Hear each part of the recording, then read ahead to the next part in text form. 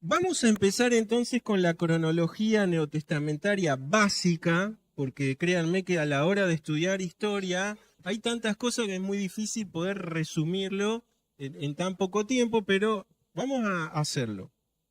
Lo primero que pasa después de que el Señor resucita, como hoy recordábamos, es que el Señor les deja un legado a sus discípulos. ¿Cuál es? Muy bien. Y predicar el Evangelio a toda, lo que significa que no hace distinción ¿qué? Racial. Ahora vamos a ver que les costó un poquito a los primeros entender esto, ¿sí? Y lo segundo no era solo predicar, ¿qué es? Tan importante como la predicación es el discipulado, es alimentar a esos bebés espirituales que nacen. Si no se queda trunco. ¿Sí? La obra completa de Dios es que la iglesia predica, pero a su vez que la iglesia ¿qué hace? Enseña, disipula y capacita. ¿Sí? En el primer siglo no tenían esto que hoy tenemos nosotros.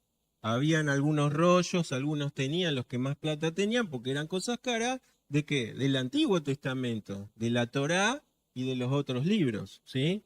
Pero en la medida que con la autoridad apostólica los apóstoles y los hermanos que fueron capacitados para eso empezaron a enseñar la palabra, la iglesia empezó a ¿qué?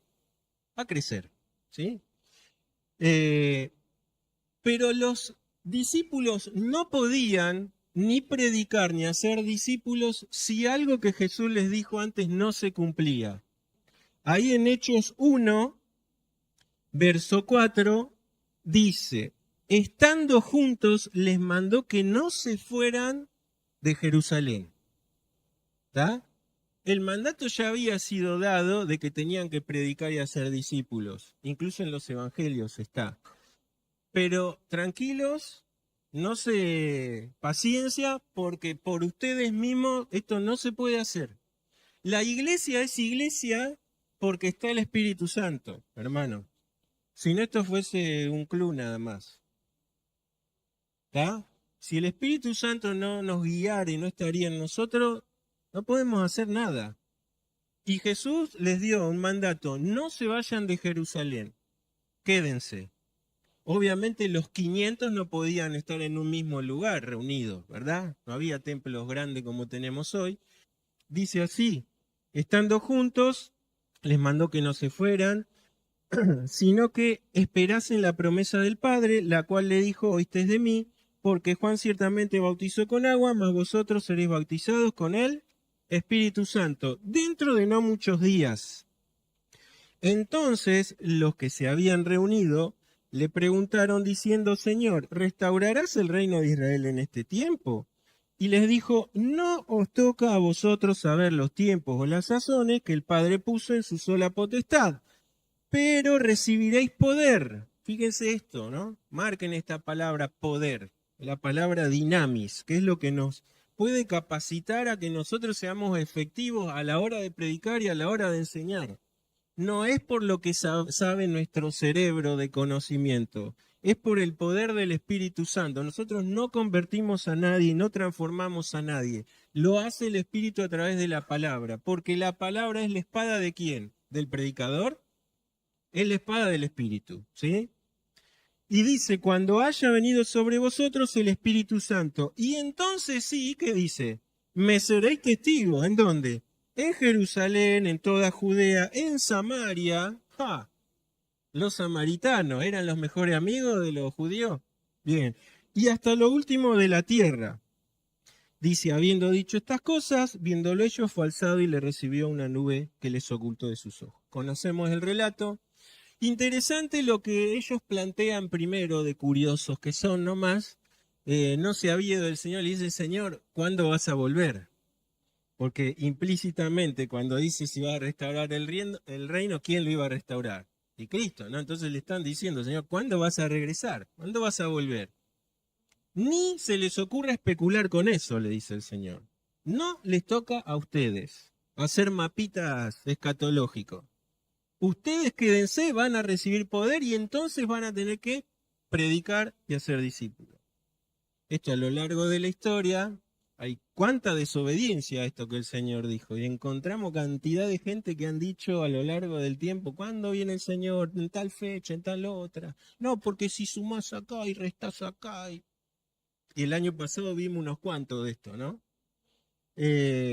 Vamos entonces a empezar con esta línea de tiempo. Entonces nos posicionamos en el año 30 después de Cristo, que es esto que acabamos de leer acá, es el año de la ascensión, pero es el año en que nace la iglesia, y así lo creemos, aunque después la promesa se completa, porque ahí eran todos judíos. ¿Dónde estaban reunidos? ¿En qué episodio era? Pentecostés, ¿verdad? Ahí no sé si se ve bien la imagen, pero dice que estaban todos juntos. ¿Y qué pasó? Desciende el Espíritu Santo, se les dice ahí como un viento, ¿sí?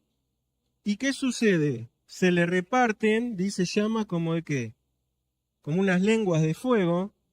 ¿Y qué pasa? Eso es capítulo 2. Quiero hacerlo rápido porque si no, no vamos a terminar. Y empiezan a hablar en qué. Me gustó el que dijo idiomas, porque acá no son cosas ininteligibles, son idiomas o dialectos que los que habían venido a la fiesta entendieron. Y esto fue algo ya profetizado que iba a suceder en el nuevo pacto para testimonio no de los cristianos, de los judíos incrédulos. En la medida que la palabra se completa, no hay más necesidad de testimonio. Por eso hoy la manifestación del Espíritu Santo, hermano, no es que hables en lenguas, es que controles la que ya tenés, en primer lugar. ¿Está? Porque el que tiene el Espíritu Santo tiene que tener el fruto del Espíritu Santo. Eso es lo que un hijo de Dios manifiesta que tiene el Espíritu Santo, ¿sí? Porque eso era para un tiempo y bajo una condición estricta que era dar testimonio de lo que Dios hacía. Cuando Pedro, y nada más que Pedro, el Señor Jesús le quiso mostrar a él, porque era uno de los más durangos, ahora lo vamos a ver, le baja un lienzo, ¿se acuerdan? ¿Qué había? ¿Cómo eran esos animales? ¿Qué significaba? Ni siquiera matar, ni comer, y a veces ni tocar, porque ceremonialmente, ¿cómo quedaban? Impuros, ¿no? Se tenían que hacer un lavado después y tantas cosas. Lo mismo que pasaba si tocabas un leproso, ¿se acuerdan? Esa mujer con flujo de sangre, etcétera. Pero pasa que esto se había llevado tan al extremo que se había perdido la misericordia. Totalmente el Señor les tiene que dar con un caño a los religiosos de la época, ¿no?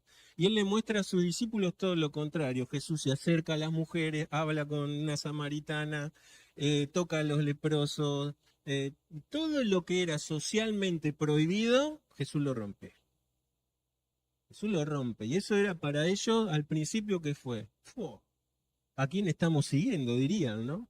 Y de hecho muchos de los discípulos abandonan a Jesús. Después en un momento les dice, ¿ustedes también se quieren ir? ¿Qué dice Pedro?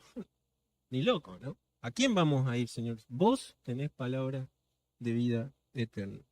Pero es cierto que fíjense cómo a pesar incluso del Espíritu Santo, cuestan cambiar las estructuras mentales.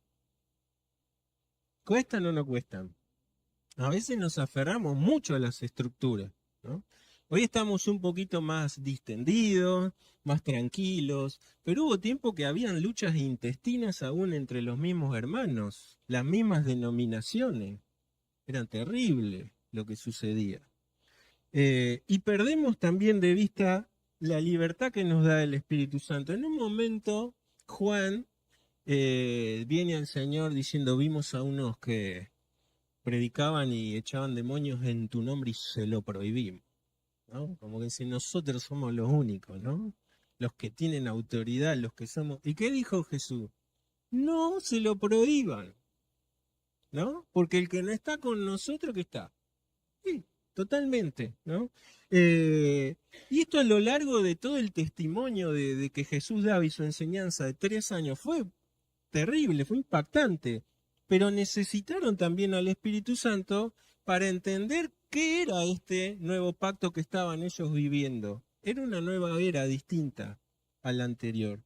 Y Pedro recibe esa visión, que era uno de los más nacionalistas, y por ahí, si cabe el término, con animales inmundos. 3 veces le tiene que decir la voz, mata y come, y Pedro, ¿qué hace? No lo hice nunca, no lo voy a hacer ahora, ¿no? Cuando termina la visión y dice Pedro se queda pensando, porque el número 3 para Pedro era importante, 3 veces el Señor le dijo, apacienta mis ovejas, ¿no? ¿Me amas, Pedro? Sí, apacentá, ¿no? Y 3 veces baja el lienzo, y cuando Pedro está meditando, pues dice, esto significa algo, bajan los enviados de quién. Llegan, golpean la puerta, dicen, nos mandó nuestro amo, Cornelio, un centurión, o sea, un gentil y encima centurión, para que vengas. Y bueno, y Pedro va y conocemos la historia, se lleva testigos con él. ¿Y qué pasa en la casa de Cornelio? Pasa exactamente lo mismo que en ese aposento alto. Y entonces el Espíritu manifiesta que en este nuevo pacto no hay distinción de qué. Muy bien. Cuando Pedro regresa a Jerusalén, le dice, nos enteramos, Pedrito, lo que pasó. Entraste en casa de gentiles y comiste con ellos. Fíjense, aún siendo cristianos, todavía tenían estas barreras culturales y religiosas también. Y Pedro les tiene que comentar, ¿no? Que Dios decidió salvar a los gentiles igual que a ellos. Pero casi todo el primer siglo, al menos la mitad o un poco más del primer siglo, la iglesia tuvo este concepto y por eso surgen fariseos que se convierten al cristianismo, pero que quieren hacer circuncidar ¿a quién?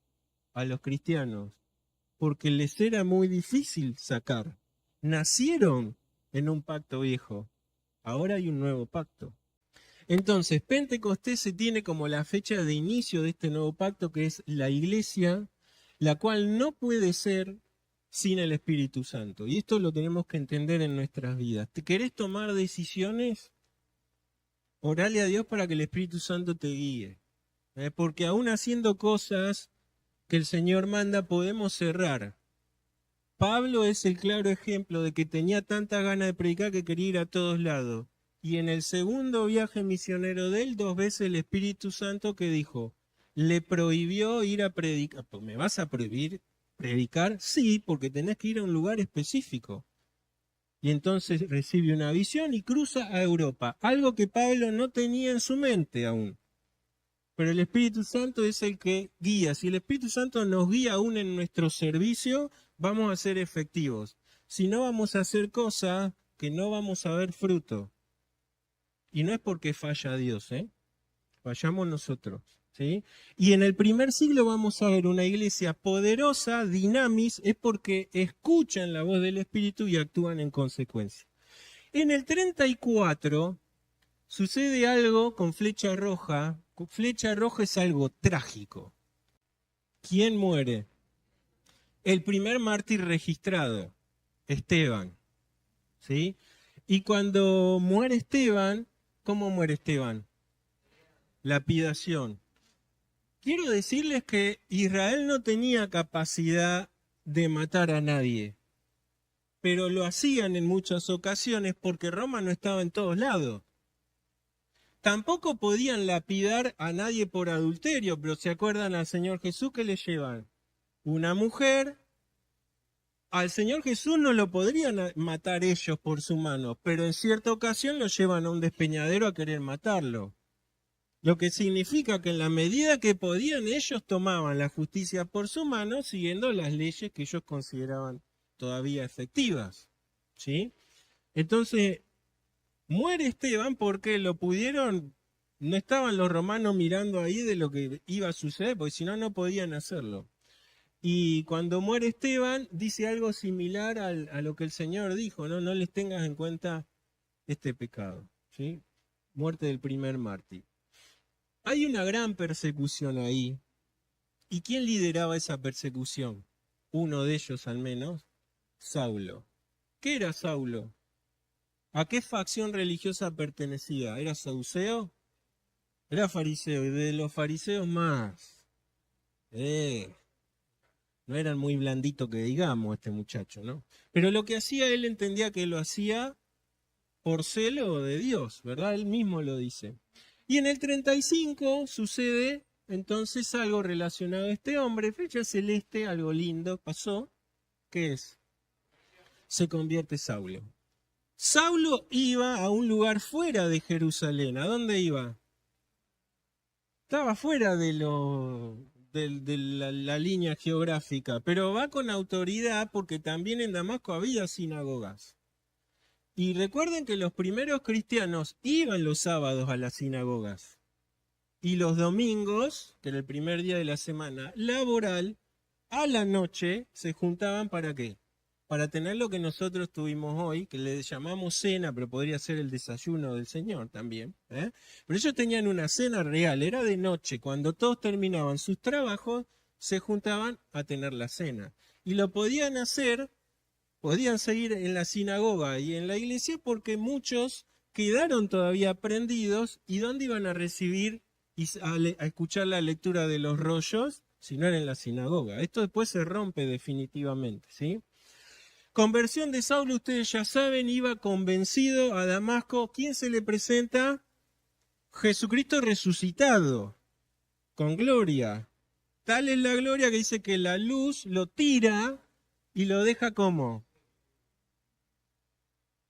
Se manifiesta lo que él estaba ciego espiritualmente, aunque tenía quizás buenas intenciones. Y bueno, y conocemos la historia. Dice, y enseguida él empezó a predicar, pero tuvo 3 años de capacitación en el desierto, igual que los tuvieron los discípulos, y recibe del Señor directamente. Y él después baja una semana a Jerusalén, y ahí charla con Pedro, qué lindas charlas habrán tenido, ¿no? No nos imaginamos. Pero aunque no lo querían recibir, surge una persona importante que era Bernabé, hijo de Consolación. Y lo acerca a Pablo, porque nadie le quería abrir la puerta a este hombre.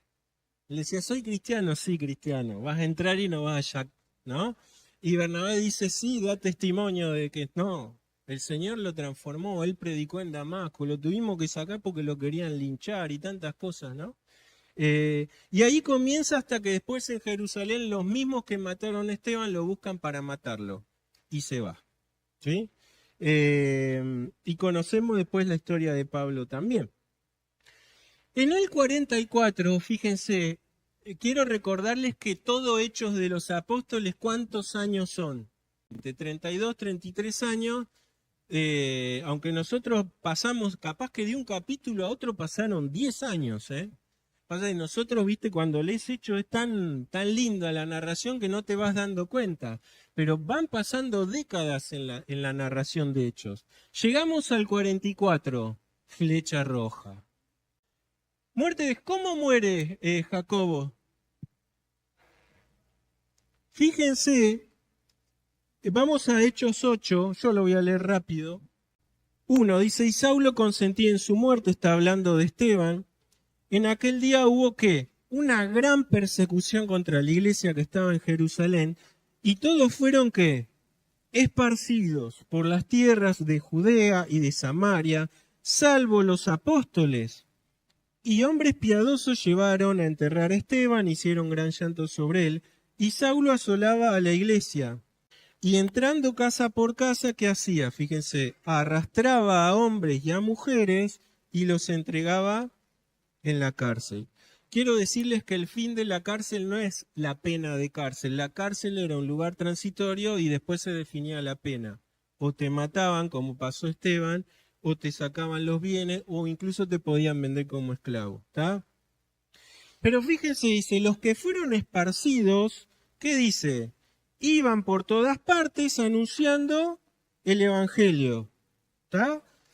Esta esparción, que es la primer persecución, nosotros cuando vemos y hablamos por lo general de la primer persecución general, estamos hablando por parte del Imperio Romano.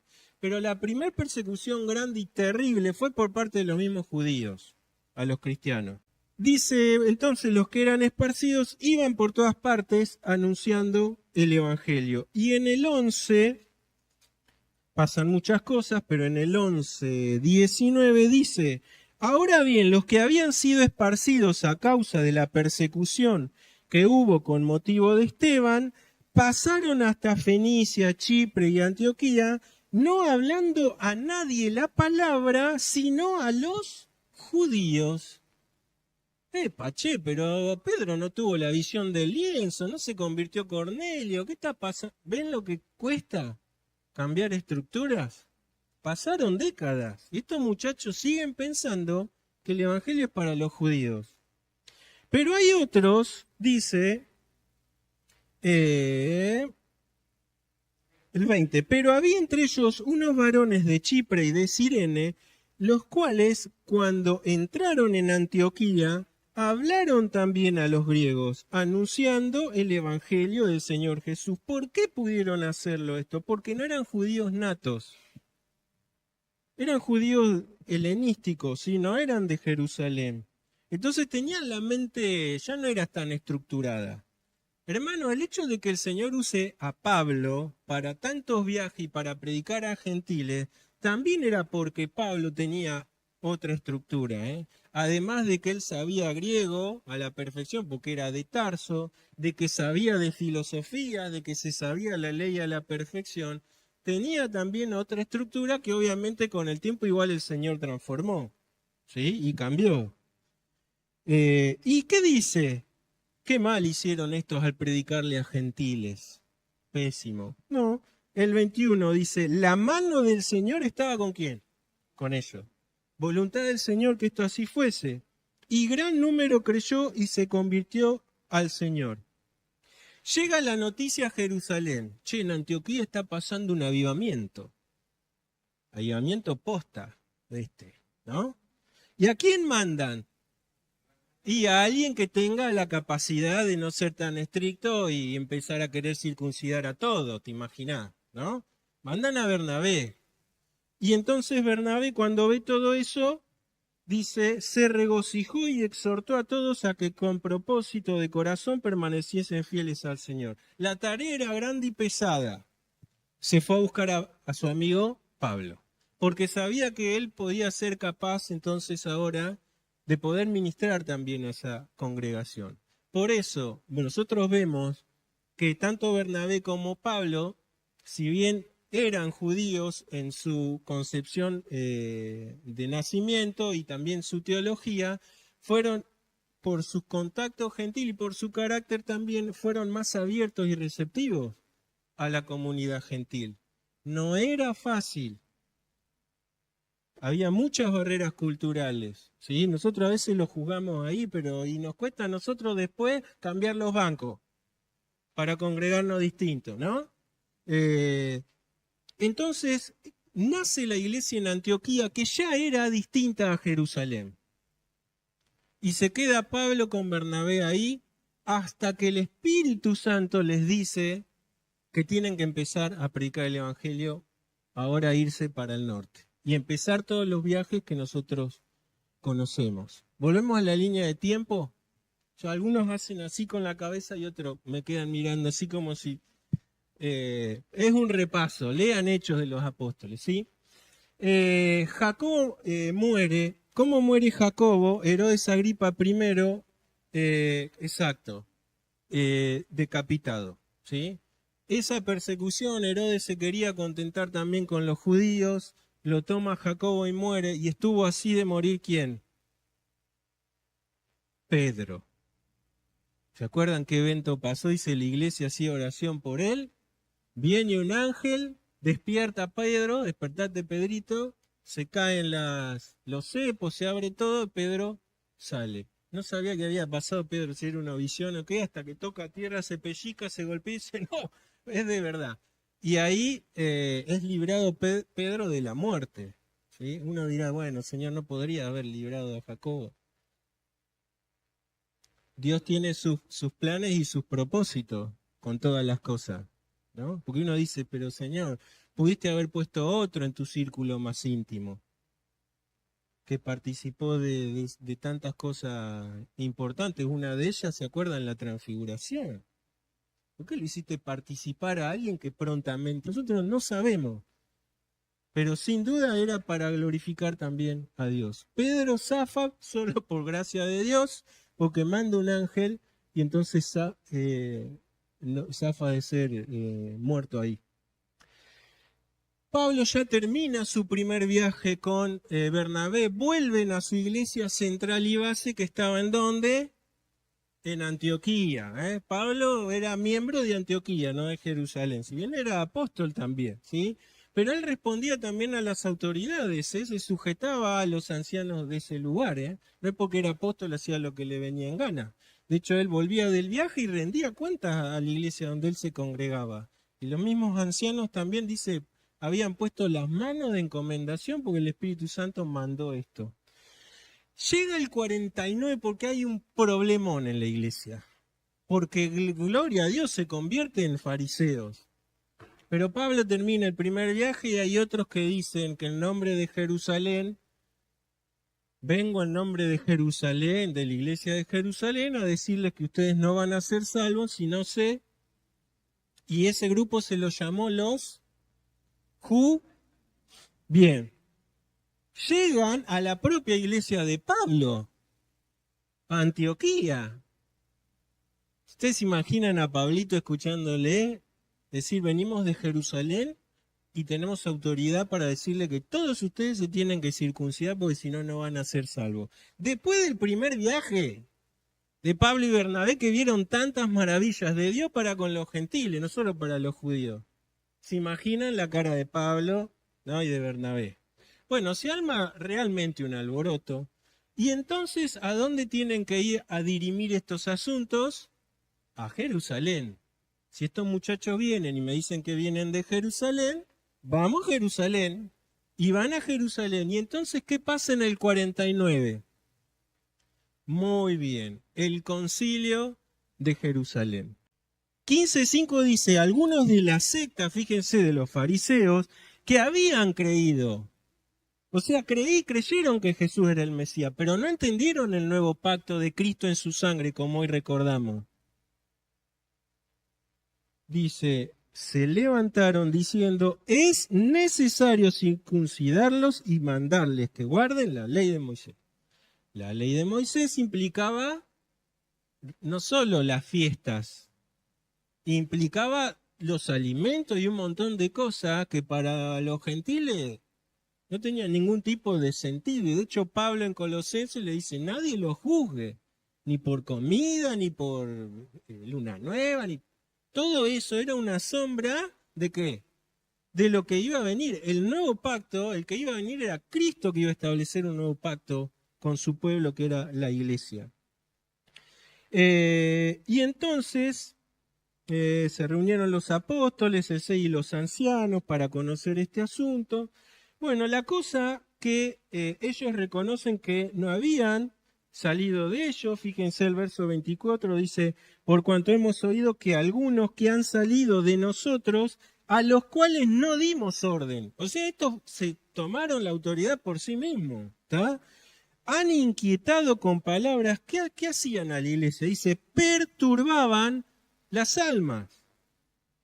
Bueno, el resumen de esto, acá está otro, y ahora vamos a ver que otro Jacobo, que a nosotros nos queda registrado como el libro de Santiago, porque era en latín Saint Jacob, y se juntó y quedó Santiago, pero era Jacobo, ¿sí?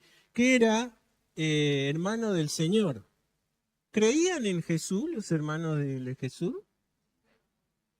Después de la resurrección, ¿no? Y vemos en Hechos también que María dice, y los hermanos de Jesús estaban reunidos ahí.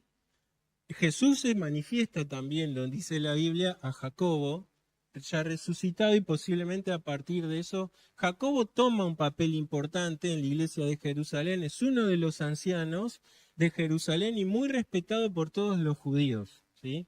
Textos extrabíblicos dicen que tenía sus rodillas como de elefante del tiempo que pasaba en oración, ¿no? Y también iba al templo, y también había conservado, muchos también apóstoles que se quedan con los judíos, conservan estas cosas también, que si bien ellos entendían que no eran necesarias, eran oportunidad también, y algunas cosas como los ayunos y todas estas cosas, ellos las conservaron porque era también la vida de piedad y no estaba en contra de este nuevo pacto, ¿sí? Entonces tenía más llegada también que incluso Pablo a los propios judíos, porque después Pablo mismo lo ven como alguien que trastorna, ¿no? Y entonces surge una carta que ellos hacen, ¿se acuerdan? Que para mandarle a todas las iglesias que se queden tranquilos, que solamente tenían que guardarse de qué, ¿se acuerdan? De fornicación, ¿sí? De lo gentil, de la idolatría, ¿se acuerdan? ¿Qué más? De ahogado, de sangre. Recuerden que los gentiles tenían que convivir con los judíos, entonces hay cosas que le dicen, bueno, muchachos, también ustedes pongan de su parte para el bien de la unidad de la iglesia, ¿sí? Porque si un gentil comía un cerdo y al judío en mucha engracia no le iba a caer, ¿no? Pero si ellos bebían sangre, acuérdense, a veces en ritos, en la creencia de que al beber la sangre del animal pasaba el vigor del animal a la persona, y a veces lo hacían ellos como algo cultural, como algo religioso, pero en este estatuto que sale, le dice, todo eso no lo hagan, ¿por qué? Porque tiene que haber convivencia. Obviamente la fornicación es para todos los tiempos, ¿no? Así que esto, cuando Pablo inicia el segundo viaje, lleva también esta carta, no solo a su congregación que era Antioquía, sino a todas las demás iglesias, y dice que las iglesias ahora eran consoladas con esto, porque ven un documento oficial de Jerusalén que dice, tenemos esto, que nadie se venga a hacer el loco diciendo que viene de Jerusalén a querer imponernos que nos circuncidemos, que guardemos la ley. ¿Sí? Importantísimo este primer encuentro, entonces, para dejar en claro, fíjense cómo los problemas no están ajenos aún de aquellos a los que el Espíritu Santo les revelaba directamente lo que tenían que escribir. Porque el enemigo es el enemigo de Dios y es el enemigo de la iglesia. ¿Está? Avanzamos para terminar con esta línea de tiempo. A ver. 62. Ya pasaron unos cuantos años. Para esta altura, Pablo ya había terminado sus 3 viajes. Y en el 58 después de Cristo, Pablo va a Jerusalén, a pesar de que un profeta, Agabo, ¿se acuerdan? Le dice, el dueño de este cinto corre riesgo en Jerusalén. Ojo, la profecía no fue que Pablo no vaya. La visión era de que a Pablo le iba a pasar eso. Y aunque trataron de decirle, Pablito, no vayas, Lucas dice, ¿no? Tratamos fuerte. Dice, yo estoy dispuesto no solo a predicar, sino a morir. Porque él tenía la convicción de Dios, de que tenía que hacerlo así. Va a Jerusalén y en Jerusalén, ¿qué pasa? Se arma una revuelta, dice, este es un trastornador de nuestras leyes, lo agarran los romanos y por ser ciudadano romano, él queda preso en Cesarea. 2 años. Había incluso conspiraciones para matarlo en el trayecto a Cesarea Pablo. Fíjense, ¿no? Y Dios lo guarda de eso. Pablo apela ¿a quién? Y entonces es llevado ¿a dónde? A Roma. En el 60 Pablo es llevado a Roma. 2 años estuvo preso, lo narra, y ahí termina Hechos de los Apóstoles. El último capítulo dice que Pablo estaba preso domiciliariamente, estaba en una condición mejor, y predicaba. Podía venir gente, y les predicó a todos los guardianes de la cárcel. Pasaba uno, pasaba el otro, hasta el Evangelio llega hasta el mismo pretorio. Y no solo predicaba, escribía a las iglesias fundadas por él. Nos quedan 4, pero sabemos que escribió más. Escribe a Éfeso, a Filipos, a Colosas y a Filemón. ¿Sí? Sabemos que escribió más porque quedan registrados, pero lo que a nosotros nos quedó es eso. ¿Eh? Y decíamos cuando hablábamos un poco de esto de la carta a los filipenses que nunca la palabra de Dios está presa. A Dios nadie lo puede apresar, y menos a su palabra. ¿Sí? En el 62, ¿qué sucede entonces? Flechita, flecha verde, algo bueno. ¿Qué pasa? Terminan los 2 años de cárcel y ¿lo matan a Pablo? queda libre, ¿sí? Liberación entonces de Pablo. Una vez que lo liberan, ¿qué escribe? Timoteo y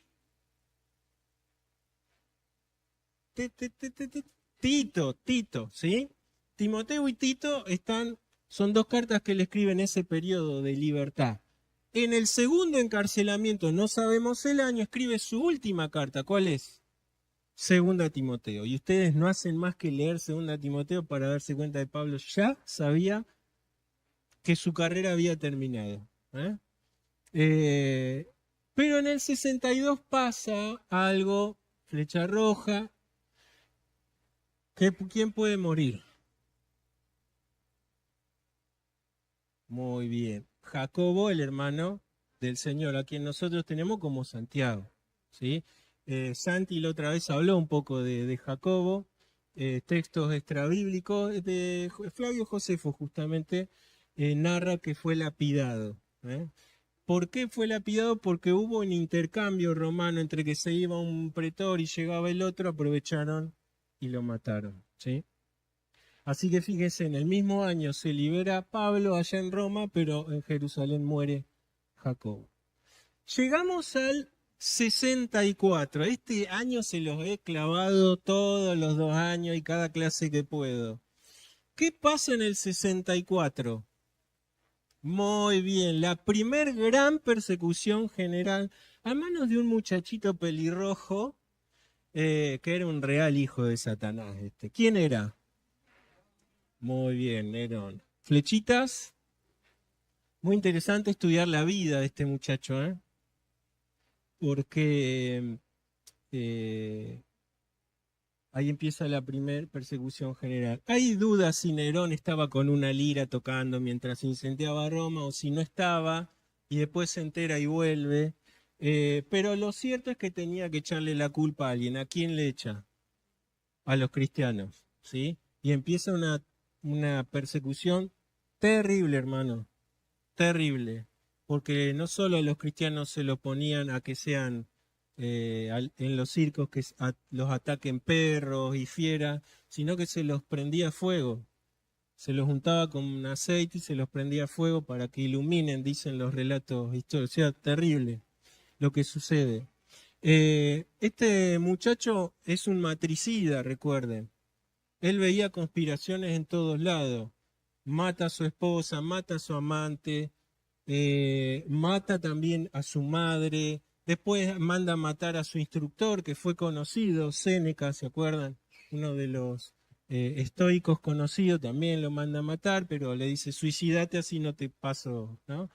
Eh, y bueno, y pasa esto, que él tenía aires de grandeza, pero le gustaba mucho el teatro, todo lo que tenía que ver con el espectáculo. Él se disfrazaba, cantaba, actuaba, le gustaban los carros, o sea, habilitó sus propios jardines incluso para espectáculo de los cristianos, y bueno, y realmente de gobernar muy poco, pero sí sus dotes actorales, aunque se sabe que no eran muy buenos, él hacía que los demás lo vieran.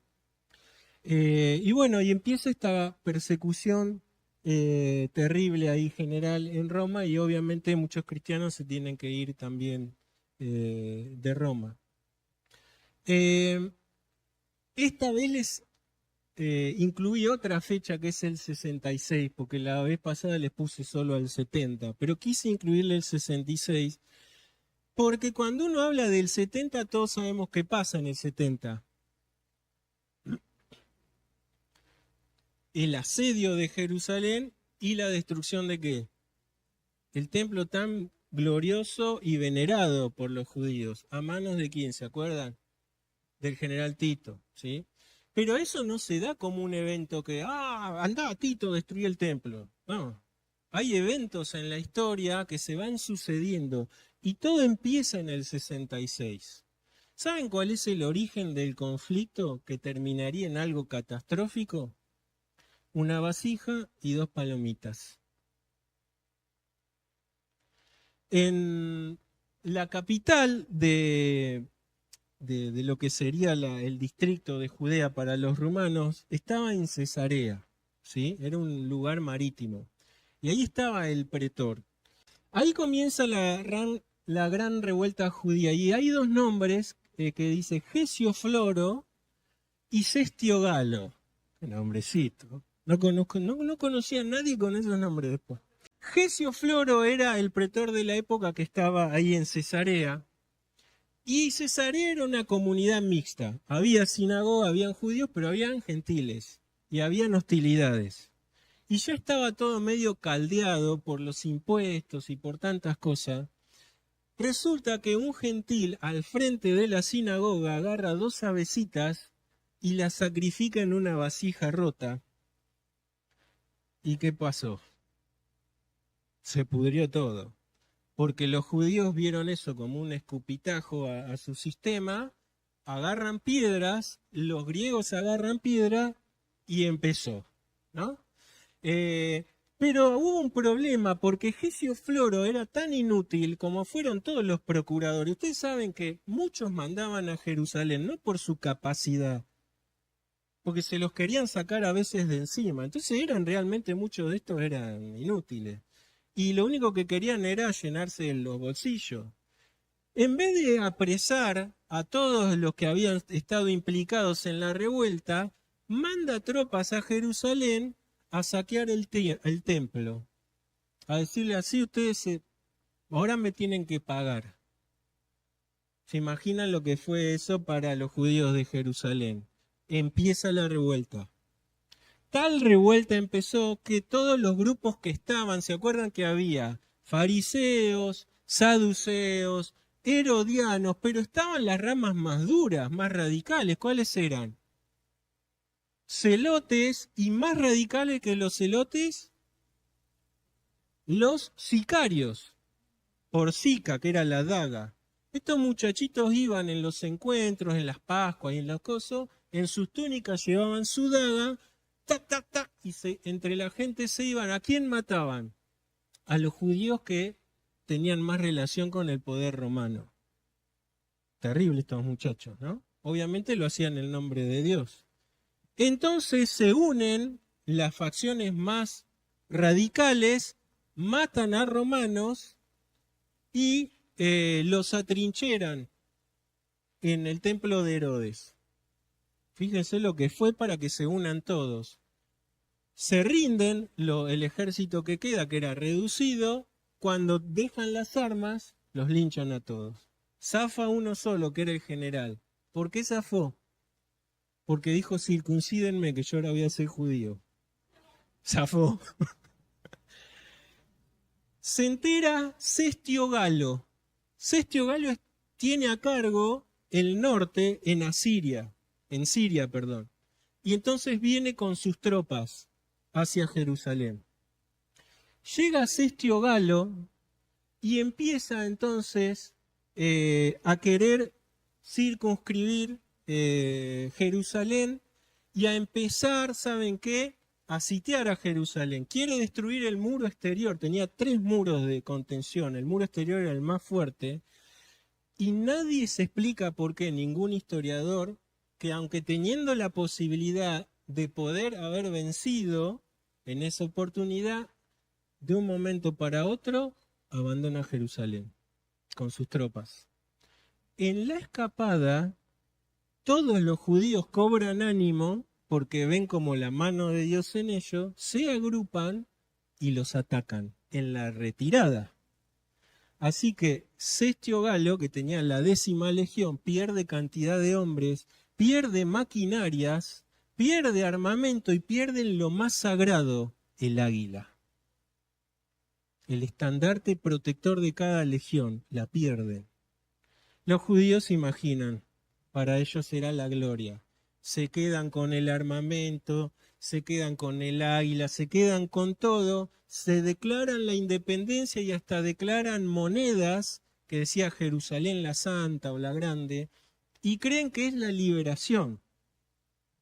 Obviamente Cestio Galo llega a Siria derrotado, con los ánimos por el piso. ¿Quién se entera de esto?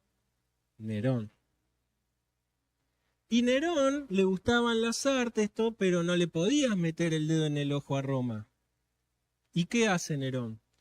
elige a un general caído en desgracia, que es Vespasiano, el padre de Tito. Alguien que no surgió de la aristocracia, venía de abajo, lo que ellos llamaban hombre nuevo, se había forjado, había sido un general importantísimo, ya tenía sus años, pero había sido despreciado, ¿saben por qué? Porque en una de las actuaciones de Nerón se quedó dormido. Por lo que se dan cuenta que Nerón no era muy buen artista, ¿no? Entonces cae en desgracia. Pero ahora era tiempo de hacer a un lado las cosas personales y le da la oportunidad entonces a Vespasiano a que vaya y termine con esta revuelta. En el 67 Vespasiano lleva 4 legiones, eran cerca de 60.000 soldados a Jerusalén. Y se lleva a su hijo Tito, ¿sí? Como general de una de las legiones. Era muy estratega este hombre, y empieza entonces a ver cómo podían hacer el asedio y someter a... La idea nunca era la destrucción, sino el sometimiento. Porque Jerusalén era la puerta de entrada de Egipto. Y Egipto era el granero en parte también de Roma. Sí, entonces no era la primera, cuando uno dice se destruyó Jerusalén en el 70, no fue la intención inicial de Roma, ¿sí? En el 67 entonces acuérdense que Jerusalén se organiza y mandan a Galilea, esto es importantísimo, a un muchacho, José ben Matitiahu, a quien después se lo conoce como Flavio Josefo. Era un fariseo muy versado el tipo y también conocía de estrategias. Lo mandan como gobernador de Galilea, los mismos judíos de Jerusalén, con tropas a cargo.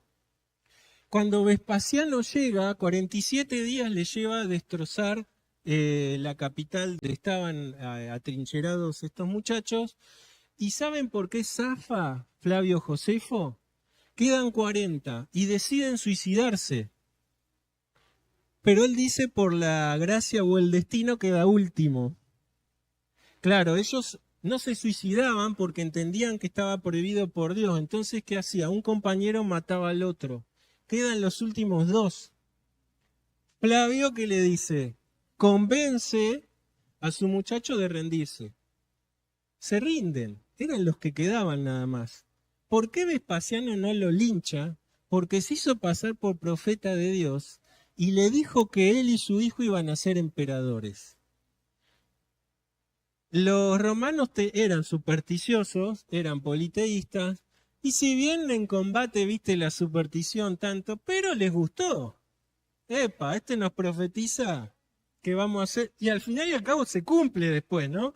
No sabemos si era porque Flavio tenía también capacidad de poder decir, estos 2 seguro van a llegar a... Pero la cosa que zafó. Y entonces Flavio Josefo, que después más tarde los judíos lo detestan porque lo toman como traidor, queda no solo como intérprete, sino como cronista. Y gracias a Flavio Josefo tenemos todos los escritos que lee.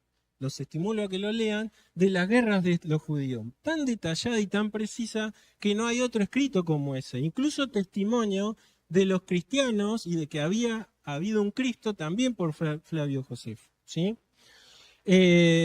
Vespasiano destroza entonces la resistencia en Galilea, se lleva a Flavio, llega a Jerusalén.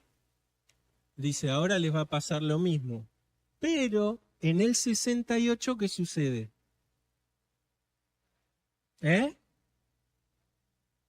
Muere Nerón. Es declarado que es un desertor, se suicida. En realidad no se puede suicidar, hace que su siervo lo suicide porque no tuvo ni la valentía de eso. Acuérdense, los estoicos veían el suicidio de mano propia bueno siempre que uno no podía vivir de acorde a la virtud. Pero ni siquiera Nerón tuvo esa agallas, hizo que su siervo lo mate.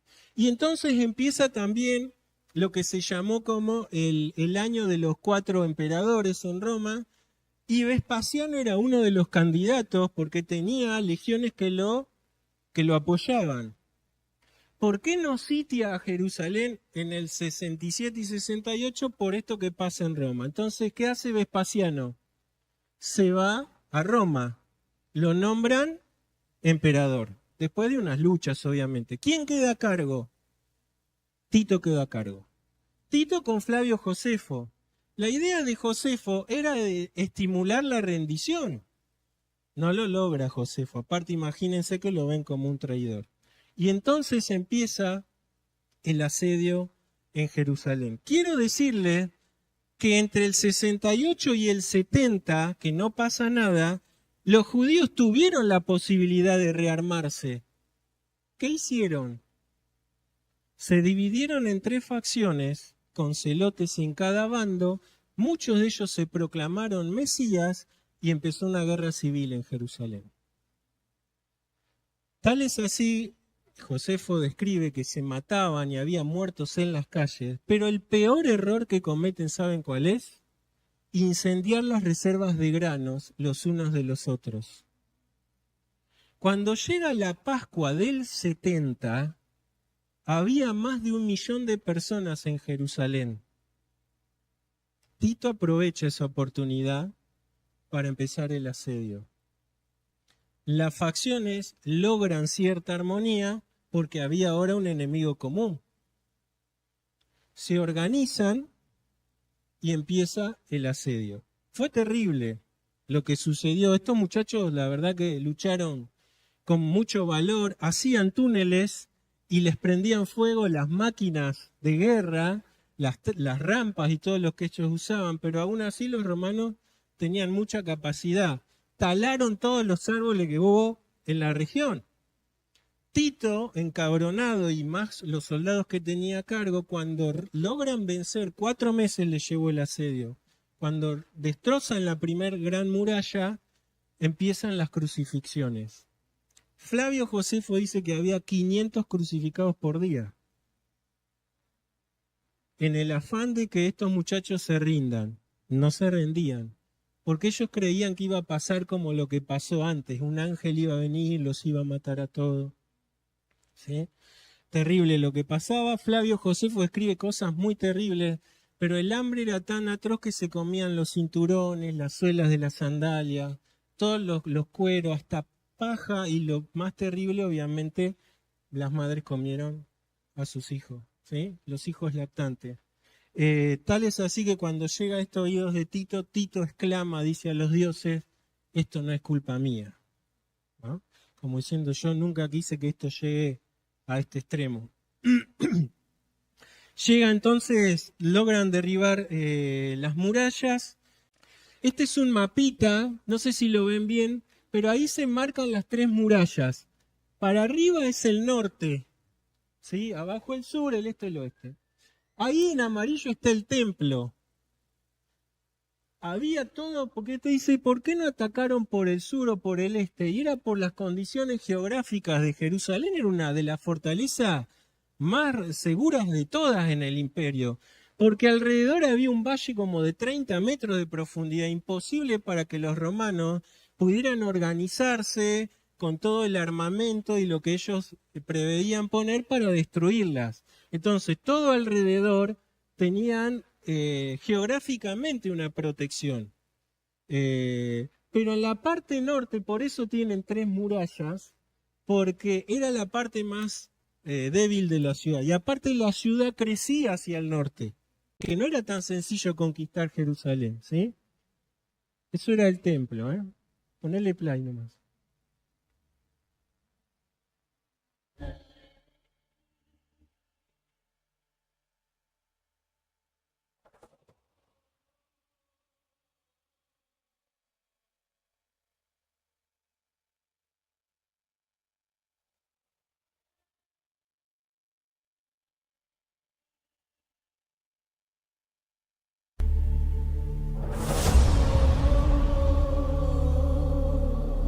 ¿Ven eso?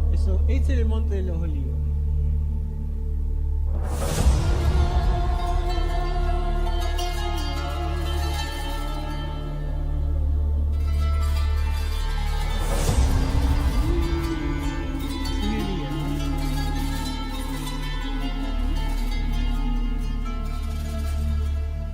un pantallazo corto. Ustedes si entran en YouTube en cosas... De hecho, Jerusalén tiene una réplica hecha a escala, la ciudad de Jerusalén, y está bien documentada. Hay narradores que marcan cómo era todo esto. No era fácil asediar Jerusalén. Y había los 3 muros de contención que estos muchachos tenían que... Por eso les lleva 4 meses el asedio, ¿sí? Al fin y al cabo, sabemos que había algo de parte de Jesús. Jesús siempre dijo que esa generación era como perfecto y que toda la sangre de los profetas, ¿qué iba a pasar? Iba a caer en esa generación. Y Jesús mismo dice, no entendiste el tiempo de tu visitación, no va a quedar ¿qué? ¿Se acuerdan cuando los discípulos le dicen, mirá, Señor, estas construcciones? Cuando vemos esas imágenes vemos por qué lo decían. Era una de las grandes maravillas. El templo ese no era el templo original. Herodes lo mandó a ampliar. Y el muro que hoy ven de los lamentos no era parte del templo, era una de las bases de contención del templo.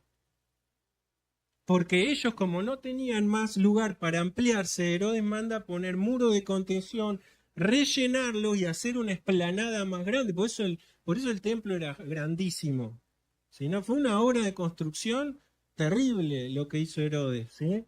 Y para ellos, obviamente, era su lugar sagrado. Que Jesús dijera que no iba a quedar piedra sobre piedra, para ellos, incluso hasta su teología era... Porque ellos veían el templo como algo eterno, como algo que nunca más. Pero Jesús ya había dicho que el juicio de Dios iba a caer sobre Jerusalén. Por amor al tiempo no vamos a tocar esos textos, solamente vamos a leer en Lucas para que sí quede referencia de esto, pero hay muchos más textos. Lucas 19, 43. 41 dice, cuando llegó cerca de la ciudad al verla, ¿qué hizo? Jesús no solo, siempre decimos Jesús lloró por Lázaro, no. Jesús llora en varias ocasiones y una de ellas es por Jerusalén. No por los muros de Jerusalén, Jesús no llora por eso, ni siquiera llora por el templo. Llora por todos los habitantes, ¿no? Dice, oh, si también tú conocieses a lo menos en este día lo que es para tu paz, mas ahora está encubierto de tus ojos. 43. Porque vendrán días sobre ti cuando tus enemigos te rodearán con vallado y te sitiarán y por todas partes te estrecharán y te derribarán a tierra y a tus hijos dentro de ti y no dejarán en ti piedra sobre piedra por cuanto no conociste el tiempo de tu visitación. Hay muchos más textos de eso, después se queden en el resumen. Se las hago corta. Flavio Josefo dice que murieron 1.100.000 personas en ese asedio. Más de toda la ciudad de Mar del Plata. Más de todos los habitantes de nuestra ciudad. ¿Por qué? Porque había sido la Pascua. Había mucha más gente ahí. Imagínense el hambre que habría en ese asedio. Y Flavio Josefo dice que solo 97.000 quedaron prisioneros y de estos prisioneros a muchos los mandaron a las minas en Egipto, otros a Roma a ser esclavos y otros, ¿saben qué? A morir en los circos romanos, a enfrentar las fieras. Así que bueno, lo que el Señor dijo, las profecías de Cristo, que a veces se habla poco de esto, se cumplieron en tiempo y forma. Jesús dijo, no va a pasar esta generación hasta que todo esto acontezca. Por eso cuando vean, dice, a Jerusalén rodeada de ejércitos, salgan. El que estaba arando no vuelva a tomar ni su capa, salgan. Y por eso cuando vimos que uno de ellos no completa el asedio y regresan, aprovechan los cristianos para qué. Los historiadores dicen que se fueron a Pela, o Pelia, ¿sí? Una ciudad cerca de la Decápolis, porque entendieron las palabras de Jesús. Y por eso Flavio Josefo no nombra a los cristianos en el asedio. Y era notable que no los nombraba porque habían unos cuantos cristianos para la época, lo que significa que los cristianos zafaron de ese asedio. Es cierto también que otros dicen que muchos de ellos se unieron a estos supuestos Cristos, a estos Mesías. ¿Y Jesús qué dijo? ¿Se acuerdan? Que algunos iban a ser engañados, aún a los escogidos. Se unieron a las filas y murieron. ¿Sí? Pero la mayoría de los cristianos quedaron a salvo de esta destrucción. Quiero decirles también que este evento tan crítico, no solo para Israel, porque termina la capacidad de Israel de ¿qué? De conservar el antiguo pacto. Todos los pactos pasaban por los actos del templo. No solo su ganancia, porque Jesús dijo que era cueva de qué. Y no era algo metafórico lo que Jesús decía, ¿eh? Era literal, era real. Y los cristianos entendieron, ¿saben qué? Que el nuevo pacto era real. Todos los que todavía tenían ciertas tendencias religiosas judías, cuando este evento pasa, entendieron definitivamente que el nuevo pacto no hacía acepción de personas. ¿Sí? Y entonces este hecho también fue muy importante porque abandonan los cristianos definitivamente las sinagogas a las cuales muchos iban a lo largo del imperio. ¿Sí? Y además las palabras de Jesús en eso, como creen que muchos que no habían visto a Jesús y que habían creído por la palabra de los discípulos, se acentuó mucho más la fe en Cristo de que Jesús era el verdadero Mesías. ¿Sí? Dios actúa en los tiempos como Él quiere hacerlo. Nosotros a veces tendemos hoy a creer que todo se da al azar, como que las naciones actúan por... Todo está en las manos de Dios. Nuestra vida está en sus manos. Dice la palabra que ni un cabello se cae, que Él no tiene que haber ansiedad en nosotros, porque Dios lo controla todo. Y si aún se preocupa de las aves, esas que iniciaron toda esta revuelta, ¿cómo no se va a preocupar de nosotros? Alabemos su nombre y refugiémonos siempre en sus alas.